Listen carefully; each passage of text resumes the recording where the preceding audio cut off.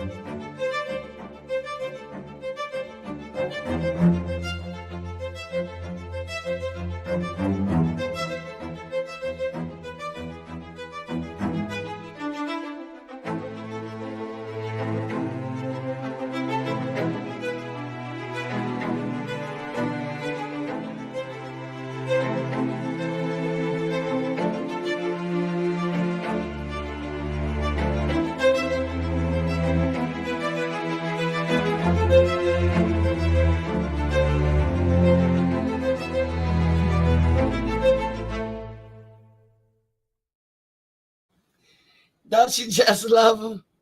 Head over to askmet51.com and get your tees, get your t-shirts, get your gear up.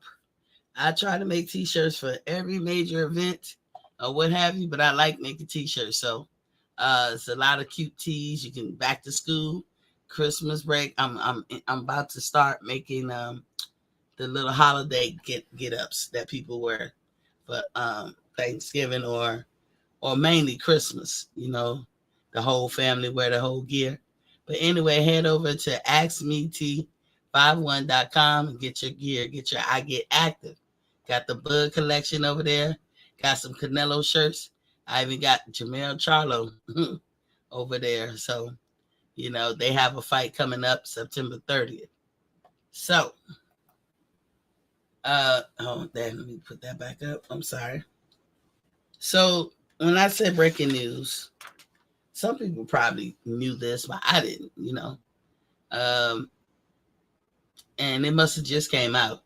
Devin Haney is returning to his old stomping grounds. And when I say returning to his old stomping grounds, I'm talking about Matchroom. And I don't know what kind of move this will prove to be. Is it a good chess move? Or is it just a plain move? He just returning to what he know. That's the question. Because we know that recently Devin Haney did a 3-fight deal with Top Rank to secure the undisputed championship. And we know he won that through George Kambosos fighting 2 fights in Australia, a match and a rematch, and then the Lomachenko fight. Now, if you listen to Bill Haney sometimes out here, you will hear him say stuff like, I'm still working with Bob, we still working with Bob, and this, that, and the other. And that was kind of confusing. But I always knew that they was going to go back to Eddie Hearn because that was just like the sweetest deal ever. Now, the problem with Devin is, how do Earl Spence said, he a man with no land. He is the undisputed champion. He do fight like you want him to fight. He do care about the legacy of it all like you want him to. He's interested in going for the Super Bowl like we want our boxers to do. We don't want them to be, sorry, Tank, but we don't want them to be like a Tanky and just put fights on that's just going to generate money. I'm telling you, nobody's going to remember you or your legacy because you made a lot of money. People who are money hungry might, maybe, but nobody's going to remember you because you always secured the bag, but you never was a champion.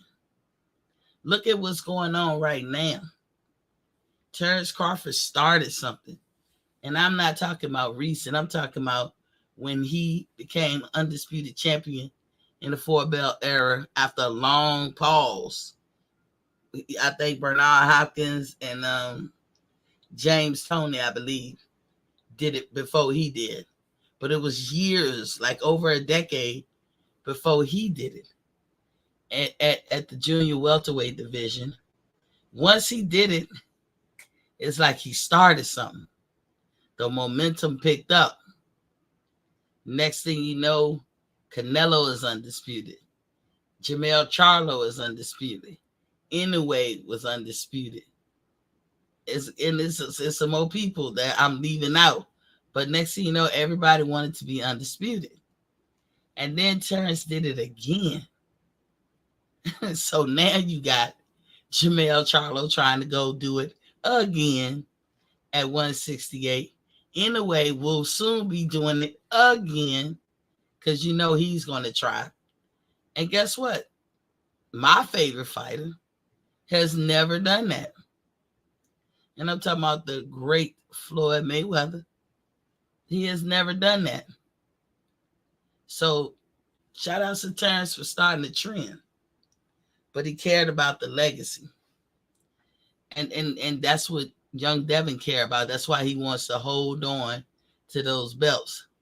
Now, we have several times on this channel, and people on other channels have broke down the the junior lightweight, or just the lightweight division, the 135-pound division, and who was the best and who was more promising, who was a prospect, who was more of a contender, who could be who. And a lot of people got their picks in. For me, I believe that Shakur Stevenson can clear out the whole 135 division. I don't think there's nobody in there that can beat him. I do think that there will be tough matches he could have, but I don't think nobody can beat him. And oddly enough, he is not the undisputed champion in that division. He is not Devin Haney. And the cash cow in that division or in boxing in general right now is Gervonta Tank Davis. So the top guy in the division that most people think can win, because some people are going to say Tank, some people are going to say Shakur, but they don't got Devin being the top, and he's the undisputed champion. And then the person who bring home the bacon, so to speak, is not Devin Haney either. And that's why I use that phrase, he a man with no land, as Earl Spence would say. He got all the accolades, but none of the perks. Devin Haney has always made money, though. Make no mistakes. He never had to, and this ain't his fault. I ain't saying it like a negative, but it's a fact. He never had to get it out the mud. He didn't come in as a starving boxer or entertainer. He didn't come in like that. He didn't come in. He has to take the low pay, and hoping that something will happen or put something together so that he can make those big pays later. That wasn't his story. He grew up modestly. I'm gonna say modestly, but I think they grew up pretty nice. He wasn't struggling, but boxing was in him, like especially according to his dad, from what he could recognize as a child. So now that Devin became undisputed, it's apparent to a lot of people he don't want to give that up. He like having those titles right now because those titles mean so much. They mean, you will probably more than likely go to the Hall of Fame. You have created or started your legacy, and you're so young, you can build on this legacy. There's a lot of people that go through their whole boxing career and never make it to where he is. So he is, for the most part, sitting pretty. But I was wondering what he was going to do after Top Rank. Would he stay with Top Rank? Everybody gave Bud problems for being with Top Rank. Never gave Danny problems for being with Top Rank. Didn't nothing change over there but the two guys who was in there. Whatever problem they had with Bud being over there, should have had a problem with Devin Haney being over there. But we all understood because that was the only way he could secure the belts. You notice how I said I didn't say legacy. I didn't say the bag. That was the only way he could secure his legacy, by getting those belts. George Kambosos didn't want to fight him. They rather Lomachenko. But the situation over there in Ukraine kind of put him out of contention for getting those belts. And Devin was sitting right there to catch it. So kudos to him and everything. But going back to Matchroom, what does this mean going forward? Well, we hear rumblings about the fact that the WBC is talking about, making him drop the belts, or the sanctioning bodies period might make him drop his belts. I think there's a rule in the WBO that you cannot hold a title in the next weight class while holding one in the weight class below. But it's like a 10-day grace period. So I don't know what title that he's trying to go for. He's trying to go for the WBC with Regis Prograis. but eventually he's gonna want the WBO. I believe T.O. has it, and then he just want to scoop up all them belts. I'm telling you, Terrence Crawford won't hold his benchmark long. I'm gonna just say it like that, and that's a good thing. I'm not mad about that. I don't think Terrence would be, because you're always gonna be the first. Our money is in the building. What's poppin', King? Say Miss T. Salute Miss T. Salute Andrew Charles. What's popping? You in the building, I see. So, I mean, just think about that. If he goes to fight for the WBO title at 140, he got 10 days to drop the WBO title at 135. And once he dropped that title, he is no longer the current undisputed champion at 135. We see this play out with Jermell Charlo. Jermell Charlo's was stripped from him without even giving him the grace period. Now, most people say, "Oh, that's cold. They should have let him, at least had the fight." Well, WBO could have done that. But I'm going to tell you, my guess, my speculation, and I could be wrong, but I think, and I've always said this, I don't think that Jermell Charlo communicates well with the WBO. I don't think he communicates well with the other sanctioning bodies. I think he goes along, he does what he does, and he assumes that things going to be what he thinks they're going to be. Because if he was talking with the WBO, he wouldn't have had this problem. They'd be working with him, because they can wait till after the fight and then strip him. 10 days. At least he would have 10 days on the books where he would have been undisputed in 2 different weight classes. That's providing that he wins that fight with Canelo. So maybe that's what Devin won.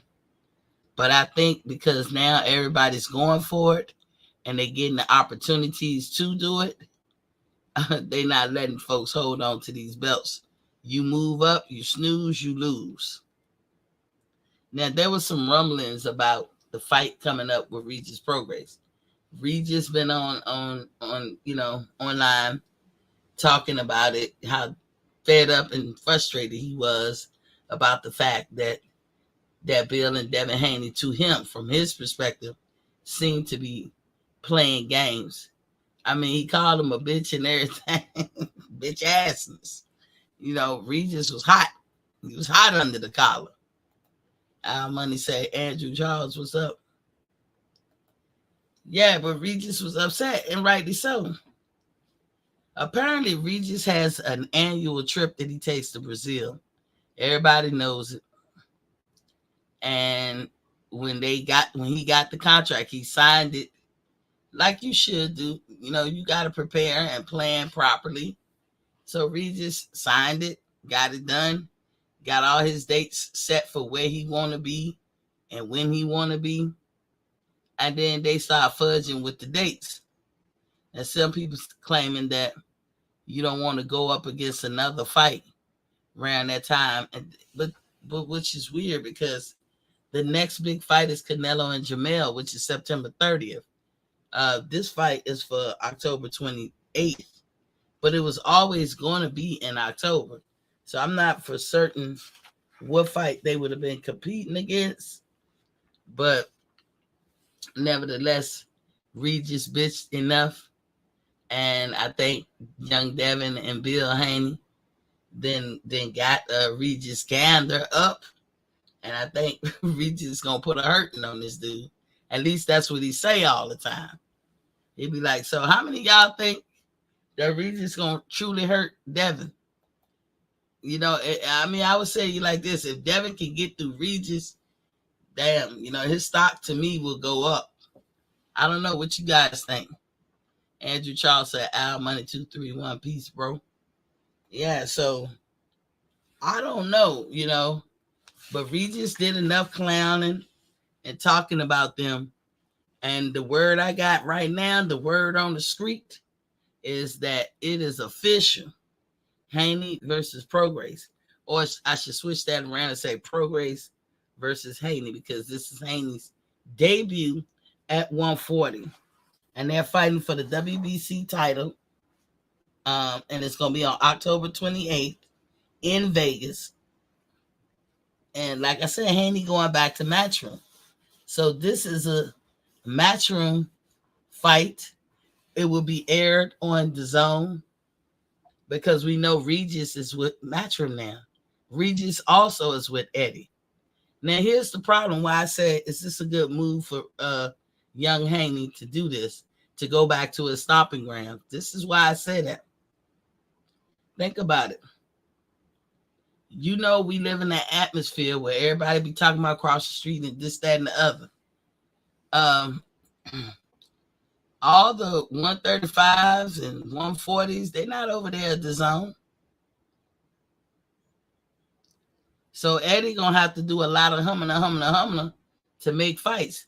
But I would imagine that Devin Haney and his father got the same deal that they had before, where Devin fought with Matchroom, or his stuff was aired on the Zone, but he was his own promoter. There was some kind of separation. He wasn't lock, stock, and barrel, all Eddie Hearns. So Devin had a say. He could sit at the table and have a say as to how things will progress, who will he pick to fight, and this, that, and the other. Devin has never been about across the street type lingo. He never was one to talk about those things. But we interested to see him clear out the 135 division, because he hasn't done that. Now, granted, Shakur Stevens just got there, on Devin's last leg, but you ain't fought Tank. I guess that's why it was important for him to fight Lomachenko, but he hasn't fought Tank. Devin and his father won't even mention Isaac Cruz's name, and I've been waiting for a year or two. It's not like they don't know nothing about him. He and Isaac Cruz has asked for a bout with Devin, and Devin and them don't even mention the dude's name. I don't know what that's about. But it's going down in Vegas. Vegas getting all the good fights. Andrew Charles said, I think Haney is a better boxer than Regis. I like the matchup. It would be very interesting, Andrew. Jared is in the building. What's popping, King? He said Haney and every other fighter in boxing has a promotional license. Haney is not his own promoter. Never has been. I don't know, Jared. You know that deal that they had over there, where he won't quite like everybody else. That, the deal he had, it was a sweet deal. Because like, let Bill and them talk about it. They can put shit together. They can have a seat at the table, do everything. But the part that they fall short is having a network. And that's where Eddie came in. Eddie's supposed to help make the fights, but he wasn't locked into Eddie like others are, like the other fighters have been or are at current. Like they had some wiggle room or something, Jared. I don't know. But he went back to Eddie Hearn. I mean, he had it good right there, too. And he was making money. We can say what we want about Eddie Hearn. Them fighters were getting paid over there. And they was getting paid something that they can respect or be reasonable or whatever. So they wasn't heartbroken or anything like how they are everywhere else. They was getting their just due. I mean, people like Tevin Farmer, some of you guys would be like, who is Tevin Farmer? But he made money over there. So, I mean, I kind of knew the Haneys was going to go back over there. It was just too good to be true. But everybody that they want to face is not over there. So I wonder how they're going to bridge that gap. Mark Nash is in the building. What's Papa King said? Peace to Miss T and my neighbors in the chat.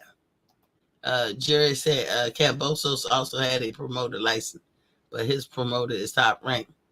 I hear you, Jerry. I'm just saying, that shit was different for sure. not to get too in the weeds, that's why I think he went back. But I don't know if that's a good chess move for him.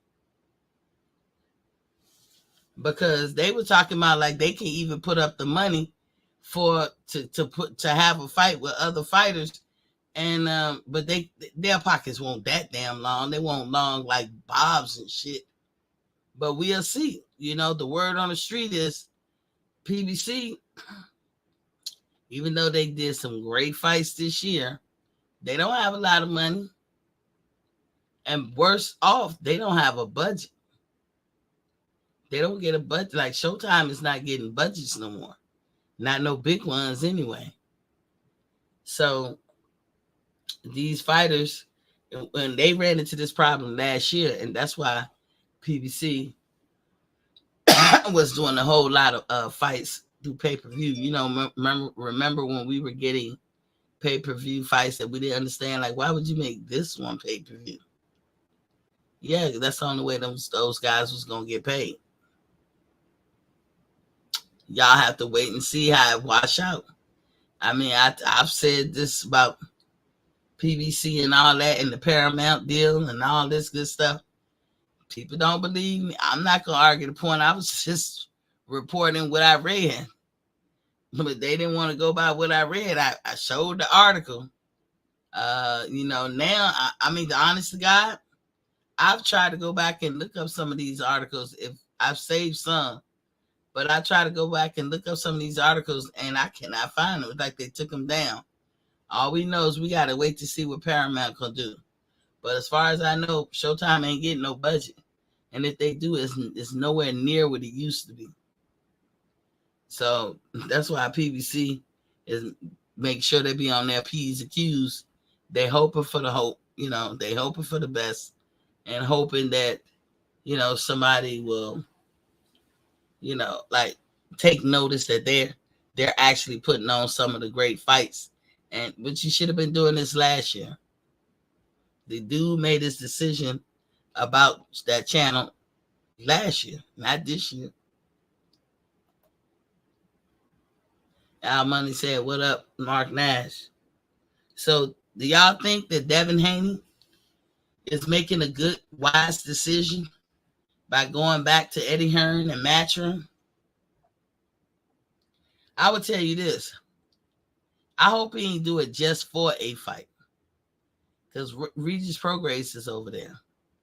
So they know that they can put that fight together. We at least know that can be done. But he's one person. Where does all those other guys fight? I don't believe that most 140s and 135 pounders are found over there at the ones that we know, the most popular of the ones. I don't think they're found over there at Matchroom. I don't think Matchroom has a stable of 135 pounders and 140. And like I said, Devin, he don't want to give up them belts. He like going around saying he the undisputed. But if he moves up, that's exactly what he got to do. And I reported the other day that somebody is having a title fight. Let me go back to my notes. I write this shit down. Somebody got a title fight.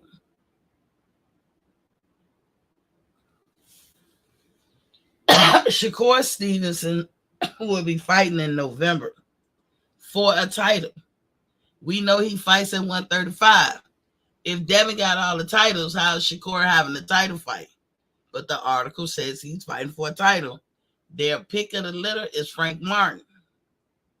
Frank Martin may or may not take that challenge. But the list of people that they're picking from is Frank Martin, William Cepeda, Edwin De Los Santos, Jermaine Ortiz. I don't know how to pronounce this guy's Japanese, I believe. Last name, Yoshino. Sorry if I can't pronounce your first name. Shino. I don't even want to mess it up. Raymond Maratella and George Kambosos. And they feel like William Cepeda and George would take them up on the task. But yeah, Shakur Stevens got to fight. And you know Shakur is with Top Rank and it's for a title. So who losing what belt? If we know the Top Rank roll all the time with the WBO belt, so if Shakur definitely got a title fight, if you had to guess what belt was probably going to be available, it's probably the WBO because, as I told you, in their rules, you can't hold a title in two different weight classes.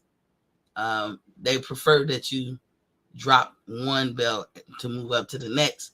However, they can typically or wouldn't mind waiting till after the fight before they make you make a decision. So, but it's a 10-day grace period. So let's say Jamel was communicating with the WBO and kept them in the loop of everything, and they didn't feel the need to have to chastise his ass every now and then. Let's say he was on point with his shit.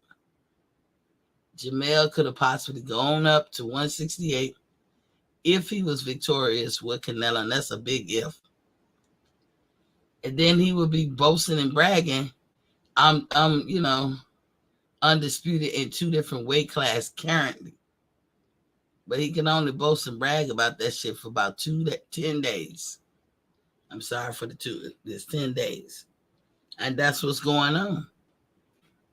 But the WBO is jumping the gun, or they getting ahead of it. I can say they jumping the gun because that makes it seem like they're doing it way too early. But they're not giving him the reprieve or the grace period of, they could wait. They could, but they don't have to. So he's not getting that extra privilege to be able to have those type of bragging rights. But again, I told y'all why I think that is. I don't think Jamel communicate with them. I think they the last to know. I think he don't really keep them in the loop. I think they like an afterthought. And so if that's the case, then guess what? He gonna be an afterthought. And they showing you he is. Because Jamel Charlo currently is not the super middleweight champion or junior middleweight champion. So I don't know what Devin gonna do. We want to see the fight with Regis. I think some people want to see the fight with him and T.O. We want to see how he gonna do. I think Gary Russell is interested in fighting him. I think when Devin do move up to 140, depending on how well he does, is he able to carry his any kind of power or gain power? I don't know. Is he going to lose his agility, his speed, his reflexes or instincts? These are things we have to see because it'll be a debut. Just like when Crawford and Spence go up and fight at 154. According to Spence, that's what he wants, and Crawford seems like he's going to oblige him. But when they both go up, that'll be their first time out the bat at that weight class, fighting under that weight class. Well, it won't be Earl's because Earl, from what I hear, Earl tried his luck at 160. He tried his luck at 154 before deciding to move to 147. That tells me a lot about Earl. That tells me a lot, but it's neither here nor there. A boxer has a right to try to fit in whatever weight class they want to fit in. And the boxing community has a right to hold them accountable for whatever weight they choose. So, I don't know. That Devin Haney thing, I wasn't expecting that right away. I kind of, in my gut, felt like he would do that, but I wasn't expecting that. Like I said, good luck to him. But I don't think he's going to beat Regis. And truth be told, I don't think he can beat T.O. I'm sorry. That's just how I see things. I don't know how y'all see it. But it's not a lot of boxing news and stuff out there. We can go into the Earl and Bud, but I'm sure y'all don't want to do that. So let me move on to Arthur Beterbiev. Y'all know that he had a fight lined up with Caleb Smith, and it was supposed to go down on August 19th originally. Well, that fight was rebooked and pushed back to January 13th. And it's going to be held in Quebec City, and it's a top ranked event. Where Beterbiev had surgery on an infected jaw or tooth or something, and that's why it had to be pushed back. So that's a legitimate reason to move the needle and all that. I'm sure people was waiting on that. I think people mostly want to see is the guys at the light heavyweight, are they gonna seal the deal and pick a undisputed champion? I mean, I think at this point every division must yield an undisputed champion. In this era, we had cruiserweight with Usyk. We haven't had anybody at 175. We got Canelo at 168. For whatever reason, they ain't get done at 160. We got Jermell Charlo at 154. Sorry, y'all. And now we got Terrence Bud Crawford at 147. And then Terrence Bud Crawford at 140. And Devin Haney at 135. None that I could think of at 130. None that I could think of at 126. None that I could think of at 122. But I think at 118, you had Monster Inoue. So we got a couple of them left out there. And I'm going to tell you, Monster Inoue is closing in on that 122. I don't know who's going to do 126 or 130. I so had hope that Shakur just went on ahead and cleaned out 130. Hell, Tank Davis could have cleaned out 130. Who else was hanging out there? 160. You know, you got Jamal Charlo inactive. He must got a damn good reason because he been active for a minute. Holding up progress, holding up other folks, but he only had one belt. And then the heavyweight. We could have been had a heavyweight undisputed way back when Joshua had all the belts and Deontay was begging everybody but Santa Claus to get that fight, and it just couldn't get made. And I swear that was a block, that was an avoidance, in my opinion, because the one person between the two of them that was pressed about making that fight and talked about it day in and day out, seemed like, was Deontay Wilder. He was always begging him, always trying to petition to get that fight. But you didn't see that the opposite way. You didn't see AJ doing that shit every chance he got. You know, the day of fighting people we don't know or not trying to even put good matches on, those days are coming to a close. You know, we got the American prospect, Jared Anderson. We got a handful of American prospects. They don't get no airtime. They don't get no play. And these guys, I saw, I don't know whose show it was. It might have been Fred's, where the guy was talking to some heavyweight dude. And I don't even know the guy's name, but the dude said he was nice, and Fred knew of him. So, I mean, it was like, oh, yeah, he is nice. Why is this dude not on somebody's fight card? Don't know. Now you will see a lot of boxers hitching a ride to main events that are huge. You probably got a lot of boxers out there, and I'm saying we don't know them. We don't know their name yet. They're not famous. That's probably pitching their tent to the Canelo wagon, because they know that that's going to get some good airtime right there. And they know that they would get paid. I would definitely, if I was a boxer, always want to fight on Canelo cards. Everybody getting paid. If you getting scraps on them fights, I don't know what to tell you. But Canelo gonna make what? What he signed with PBC, 3 fights? Canelo gonna make like at least 30-something million. He probably makes somewhere upwards of 50 as a purse. And I mean, that's all good for Canelo and his dance partner. We know that when Caleb Plant and Canelo fought, Caleb made approximately about $22 million. That's counting the money that we know about before Jerry get in the tissy.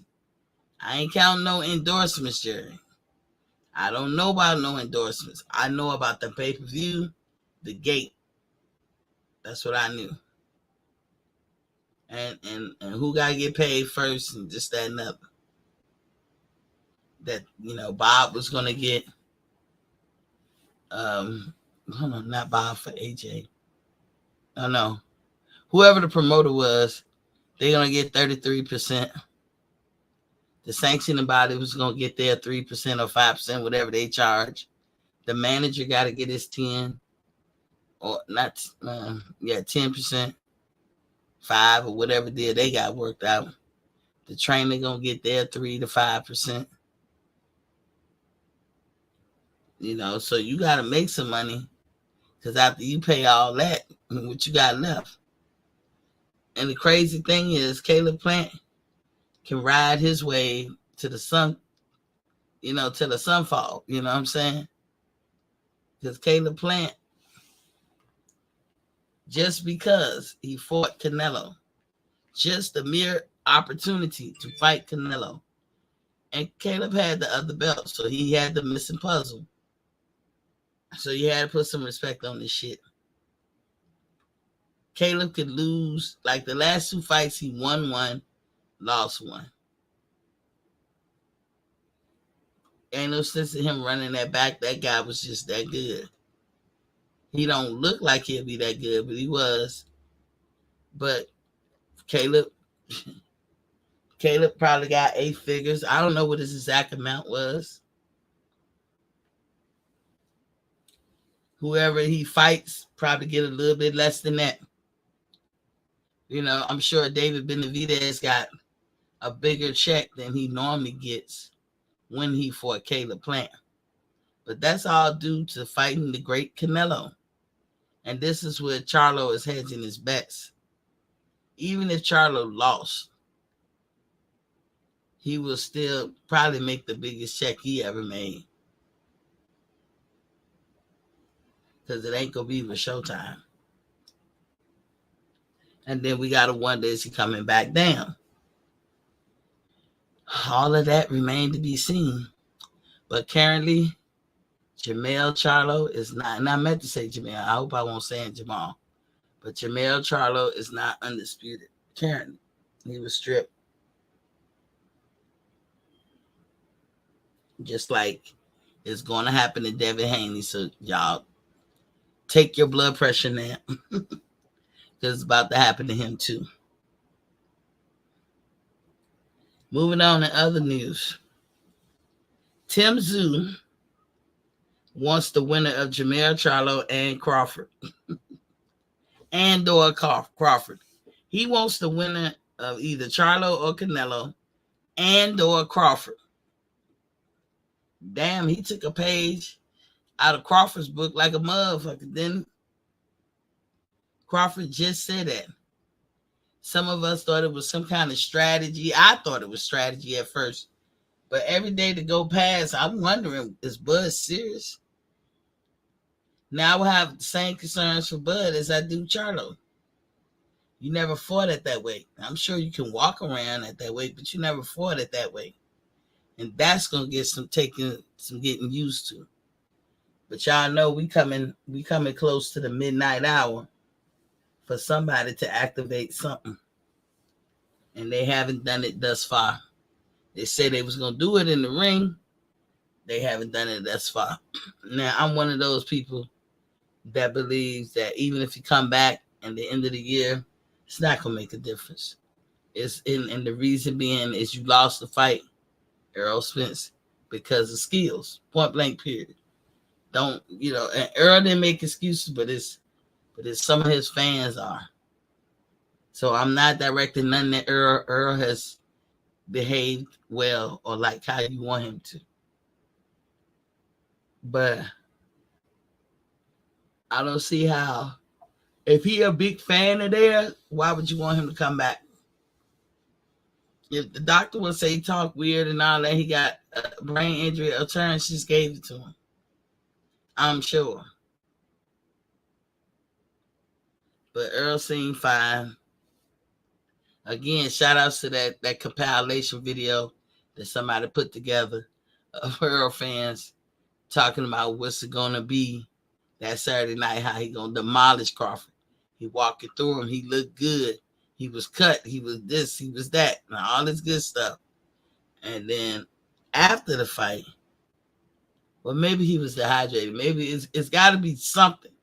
It can't be that this man, Terrence Bud Crawford, was just powerful, was just that good of a boxer. And you got Derek James saying, I think Earl is a better boxer all over. And I was like, you want to put that to the test again? You didn't just barely win. You was going slower than barely winning.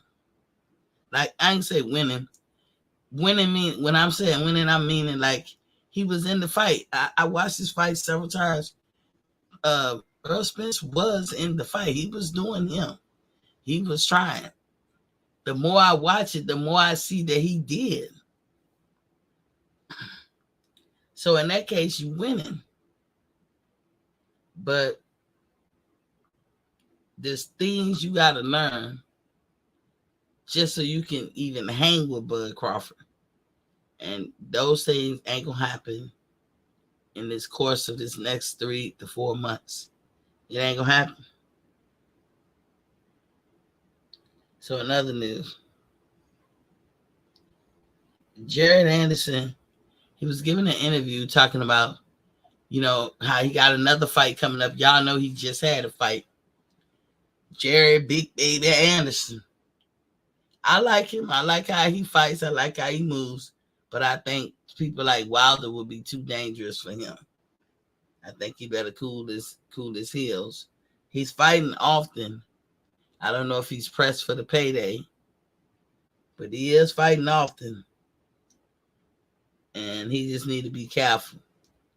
He's in D.C. I'm like, just be careful, dog. I don't know what made you go down there to try to drum up some cash, but no, I know Jared said he want to move I think he want to move his whole family from Ohio to Texas. And all that shit gonna cost money. So maybe that's why he's fighting often. But he said, shoot, I'm broke. I was like, oh shit, I almost fell out of my chair. He didn't go into depth, y'all, so I ain't getting no particulars, but he said, I'm broke. And I was like, you just had a fight. And who was Jared with? Is he with Top Rank or is he with PBC? It'll be interesting to find out who is paying them crumbs to put on these fights. Okay, Arthur Beterbiev and Caleb Smith, they got their title. I think I've mentioned that their title bout is rebooked for January 13th. I just want to make sure I got that out. And it's going to be on ESPN. So let me say this about Gary Russell Jr. Then I'm going to drop the link. Gary Russell Jr., he tried to not come off as the biased person he is. I'm going to tell you, I was big, and said, I did say I was a big fan of Gary Russell Jr., but he getting beside himself. He is absolutely biased. He can't give an accurate description of Spence and Crawford. Now, the latest he said, and I don't know if he's trying to redeem himself, is to not look like a hater. He said he believes Crawford has a better chance beating Canelo than Charlo.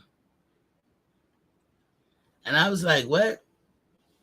Crawford, when he say he sees something, you can take that shit to the bank.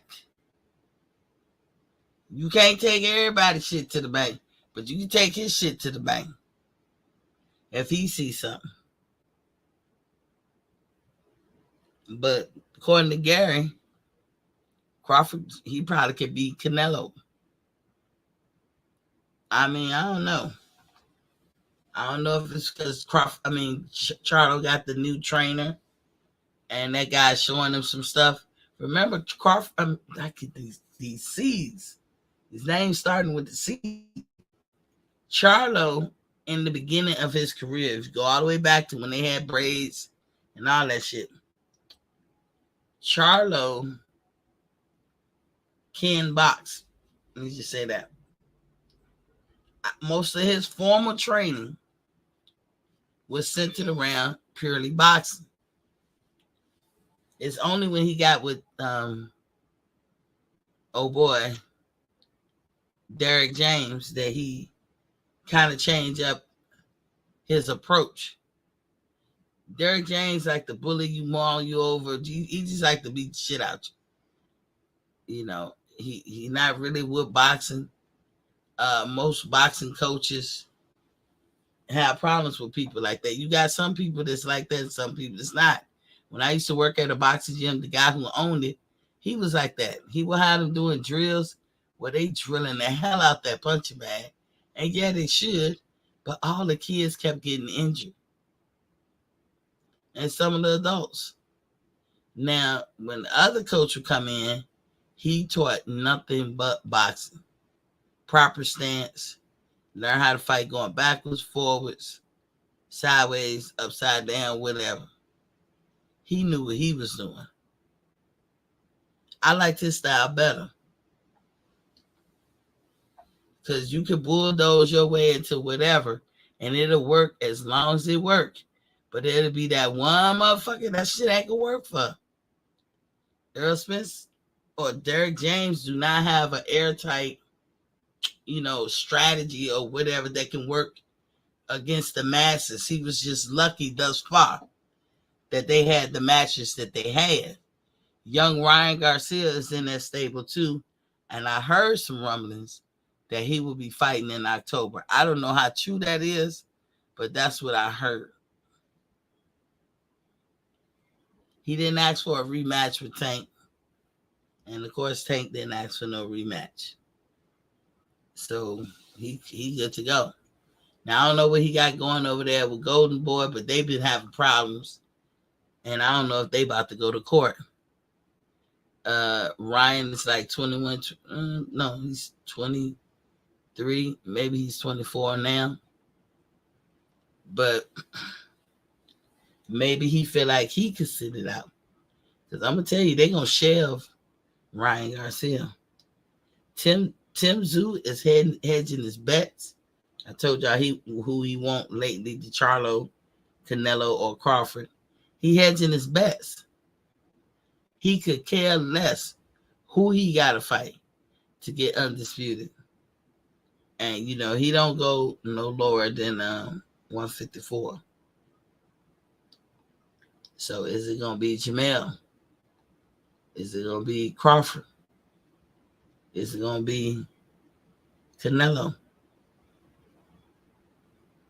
None of us will know. But he gained for all of them. So it's still some interesting, fights coming up and everything. But other than that, it ain't much. So look, I'm going to play that commercial. Again, y'all look at your screen. Check me out.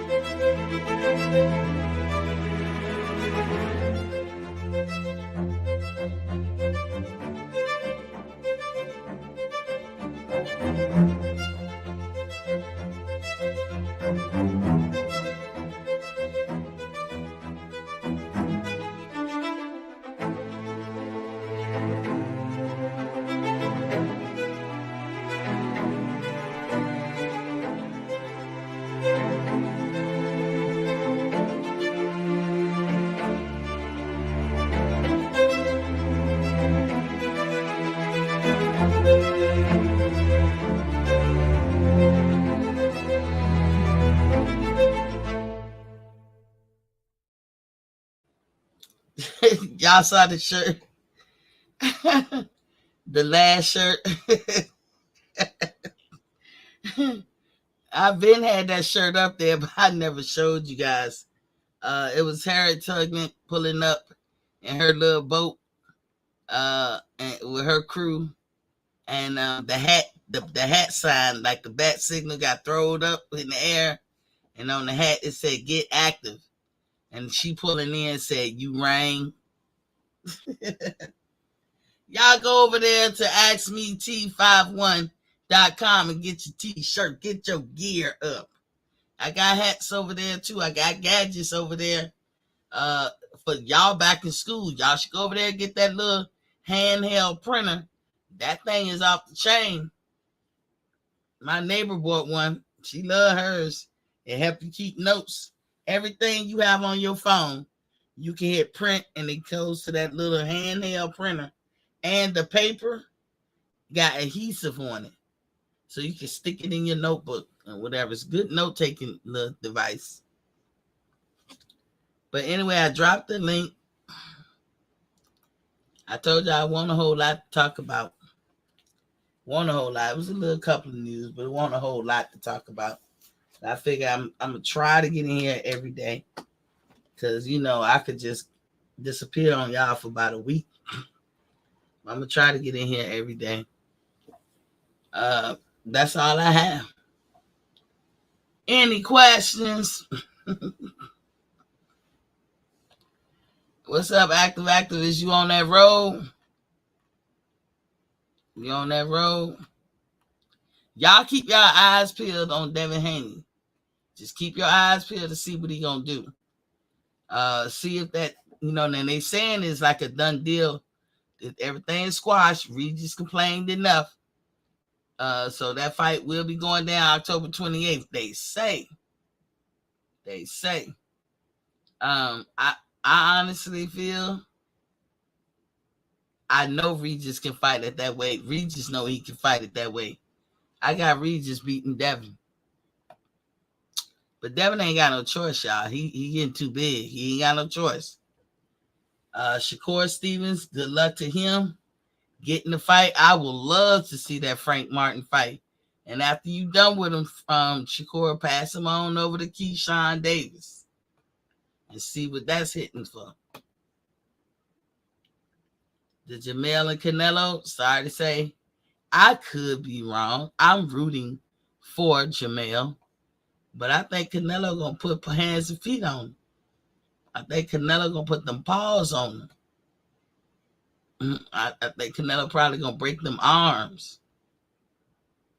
Let me tell y'all this: if y'all don't believe nothing else, for those of you who out there might be casuals or people, I know the Canelo fans, they ain't got a problem. They going with their guy straight off the muscle, off the dick. They going straight off the dick with their guy. But let me tell y'all, think about this. Canelo is one of the best at strategizing his career and making moves. He is one of the best in this era. You understand? He do it in such a way he don't even get no pushbacks. I think Floyd Mayweather in his time got more pushback for the moves that he was making. When I'm talking about moves, I'm talking about who you gonna sign with, who you gonna fight next. For Canelo, he know his legacy is secure. It's all money grab for him.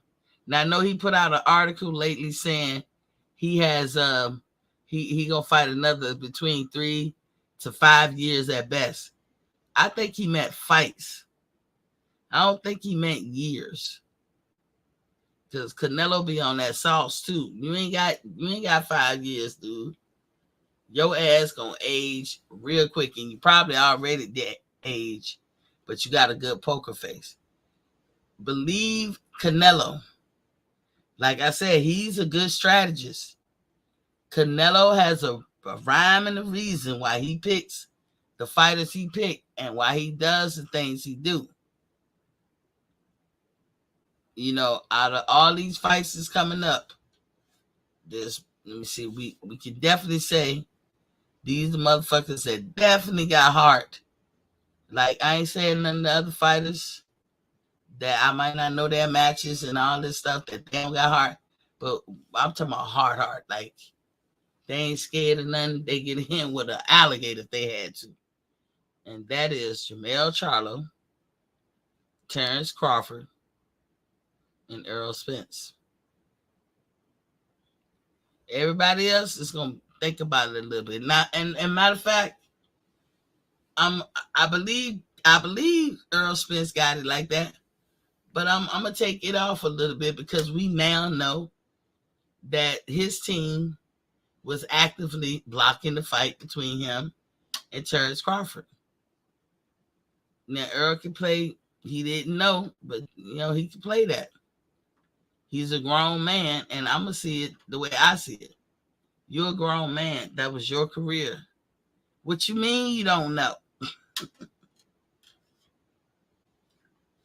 What you mean you don't know? You can't say that. So to me, that makes me question your heart. But Jermell be like, come on, nigga, run it. I'll fight whoever. And Terrence Crawford, you know how he is. He gets active. So I would say Monster anyway, too. He got hard, too. A lot of them do. Usyk, too. I'm trying to think of other folks. Most of everybody else try to be strategic, or do some extracurricular shit to gain leverage and shit. Nah.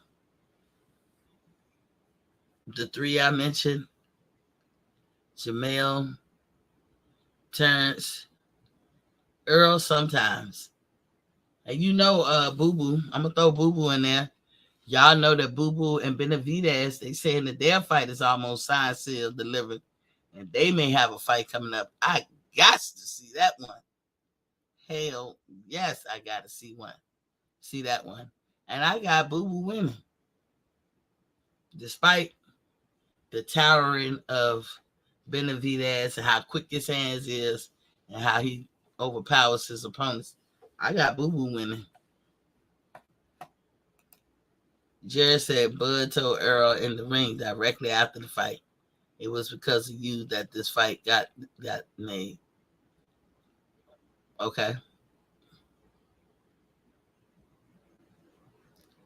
I don't know. Did somebody say that he didn't say that, Jared?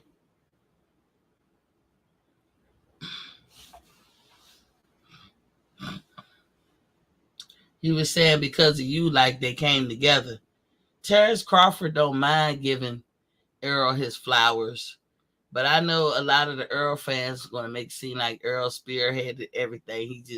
He just took the bull by the horns and did everything. There was a collective effort, but you can't go nowhere if the other one don't want to play ball. I think Terrence Crawford was very appreciative that for once Earl came and took over his career, sat down and did the deal and made shit happen. What you saying? Duda gonna run like a fat kid from a plate of vegetable? Man, I know you ain't calling my boy Boo Boo Duda. I was like, what's he talking about? Come on, Jerry. Boo Boo gonna beat the brakes off of Andre. You watch. I wish I'd be betting on some of these things that I be thinking about. Because I be right. I've called them right. I'll look at the politics of it all. I'll look at the drama of it all. Like, I'm going to tell you why Canelo is going to beat Jermell. Despite their attributes, fuck all that. Just put all that to the side. If you know Canelo did not pick a fight that he can lose. Let me repeat that. If you know Canelo, you know he did not pick a fight that he can lose. You can set Jermell off on an emotional tyrant, and I'm gonna tell you, you take him right out of his game. When he fight emotionally, he fights worse. He's vulnerable. He leaves. If he could connect, but it's like he never connect. He seems like he gets worse. He throwing a lot of shots. He going hard in the paint. All ineffective aggression. But Canelo will never, if he got this 3-fight deal, or let's even say it was the 3 to 5 years left that he claimed he had. I think he was saying 3 to 5 fights. But he got this 3-fight deal with PBC. You think the first fight out the gate he losing? That dude can't even get over that Bivol loss. We still waiting on that rematch. I'm telling you. That fight is his to lose. Charlo got a good chance though. He can pull the upset. I don't think he will. I think Canelo got his number. Straight up. Jerry said, this is boxing. You can lose in any fight. See Canelo fighting Bivol. Yeah, Jerry. I agree, but I'm just saying, Canelo is not going to pick a fight that he can't lose. Canelo is very strategic. He bit off more than he could chew with Bivol. That was a cherry pick on round. Because he could have very easily picked Berterbia. He didn't want to. He could have picked that other dude too. The other dude said, bring your ass over here if you want to. I think they wound up fighting. Did they fight later? I can't remember. But Canelo found that either his power didn't carry to that weight class or something. He wasn't up to par. He could not face a pure boxer like what's his name? Y'all just said his name too. Damn. Not Berterbia, the other one, Bivol. And Bivol, he did what Floyd did and Lara did. Bivol outboxed him, but Bivol was much more aggressive on Canelo than they were. Like, he probably felt like he was more stronger or he could hurt Canelo more. But Bivol is an excellent boxer, man. Don't sleep on that dude. Good Lord, talk about the sweet science. Canelo had problems with boxers. And that's the only way Jamel can win. It's a boxer. But Jamel make a mistake and get beside himself, he going night-night. Or he going to get some arms broken. And Canelo all calm and all that. If y'all know Canelo, then you'll know the inside track of why he picked Jamel. How did that come about? But Showtime needs that Canelo money and all that stuff. So that's why they doing that fight. But going forward, there ain't gonna be too many budgets. We can count our lucky stars that we got the fights that we got this year. But if nothing else, one more for the road. Look at the t-shirts, y'all. Look at the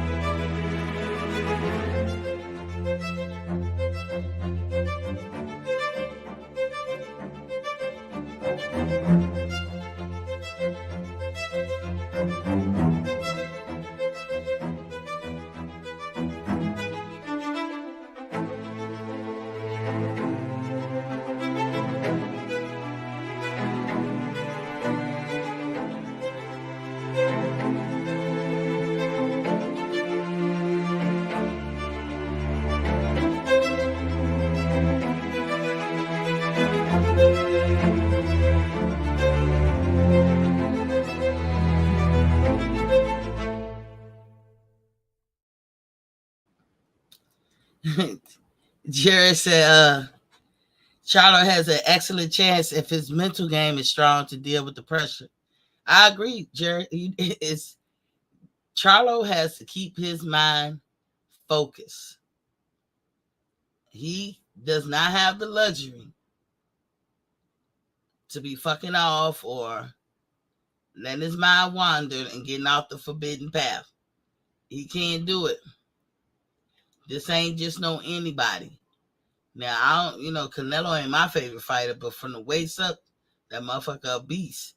And Canelo learns from his mistakes and he learns from others because you see a little Mayweather-esque in some of the shit he do. So he finally adopted that. It was like, okay, wait a minute. I'm proud to be Mexican and I got my Mexican style, but shit, there's something to do with these American fighter style or these black fighter styles. Something to be said about this. Canelo picked that shit up and he just hybridized all that shit into his own. If Jamel ain't careful, I'm just saying. Jamel better put on the clinic if he can. But Jamel got power too. So he got that puncher's chance, but Jamel also, this is what I said, Jamel's humble beginnings, he was taught to box. He used to box. Since he been with James, he does what he does now. Well, I ain't saying he don't know no boxing skills and he don't got it, but it's more like a brawler. So we'll see. Hey, Jerry, go get your t-shirts, Jerry. I know you're a Canelo fan. I got a Canelo shirt up there. Now, let me see if I can show it individually. Yo, look at that, Jerry. Canelo in front of his flag. Go on, get your Canelo jersey. Anybody who still, we still got the Bud Crawford gear. Because we get active. Let me stop. But anyway, if nothing else, I'm about to be out. Gonna look at me some TV. And the words of Pamela James. Peace.